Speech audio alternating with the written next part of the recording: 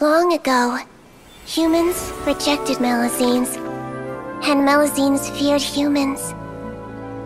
There was one Melusine who became fascinated with human medicine, but no human wanted her help.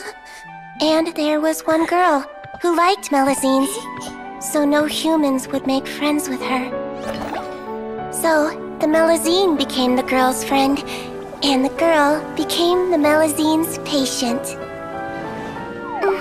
Your checkup's all done. You are still in perfect health. Thank you, Dr. Melusine. In this game of doctor and patient, a friendship was born. Then, one day, the girl fell ill. The Melusine was the only doctor to arrive on time, but the adults sent her away. Scram! Melusines can't be trusted! So just because I'm not human, I can't save my best friend? In desperation, the Melusine approached the frightening witch. She begged and begged until she got a reply. If you take this potion, concocted of sin, you will gain a human face and grow human limbs. But then, you will lose everything that attracted this friend of yours to you in the first place. Can you accept that? The Melusine did not hesitate for very long.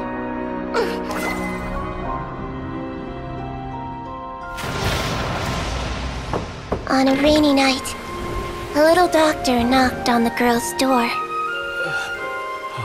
The doctor wore a hood and raincoat, maybe to protect her from the rain, but maybe also to hide a secret. The little doctor held the girl's hand and treated her illness, just as she had so many times before.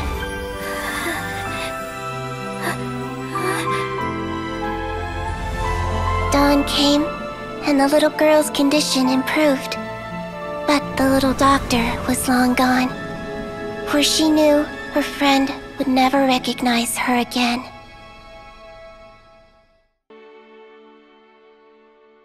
Even with their daughter so ill, they kicked you out? Stubborn as always. And prejudice isn't a disease I can cure either.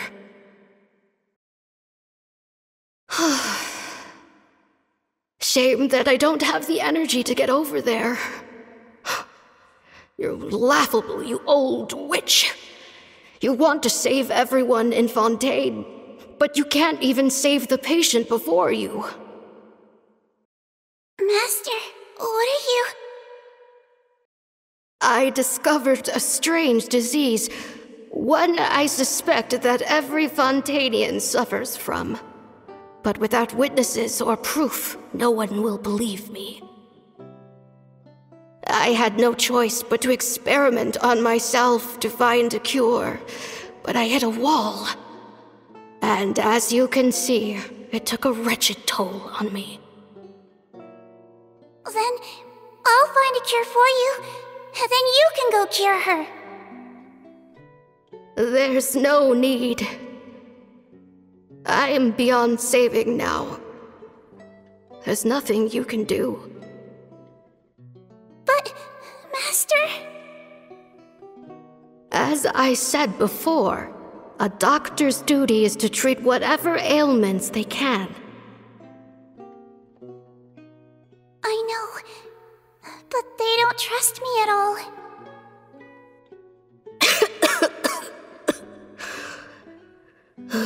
That girl. She's your first ever patient, isn't she? Tell me, what cost are you willing to bear to see her cured? I'll do whatever it takes. Even if it means breaking the law and being punished for it? As long as I don't hurt anyone, yes.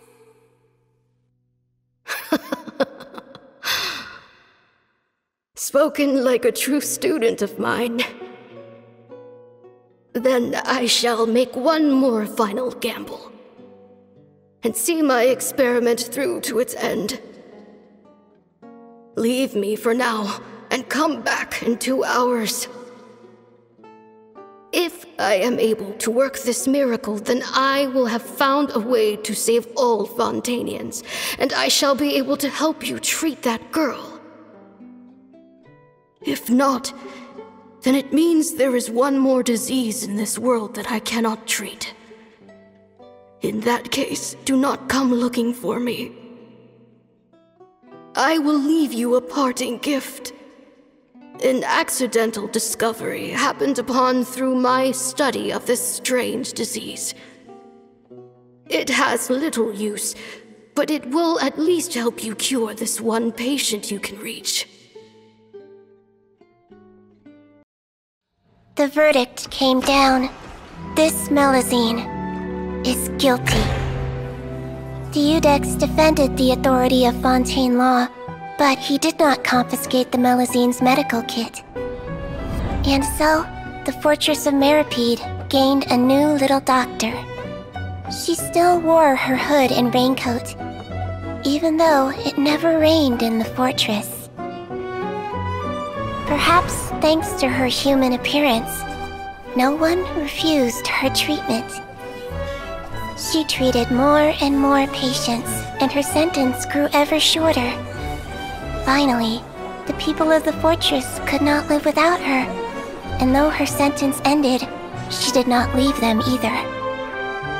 Then one day, she received an invitation from the outside world. The location seemed familiar, and when she arrived, an old lady was waiting for her. She saw right through the Melusine's disguise, but didn't reveal it. Instead, she asked a question. Tell me, why do you think you gained the respect of so many people, despite being a Melusine?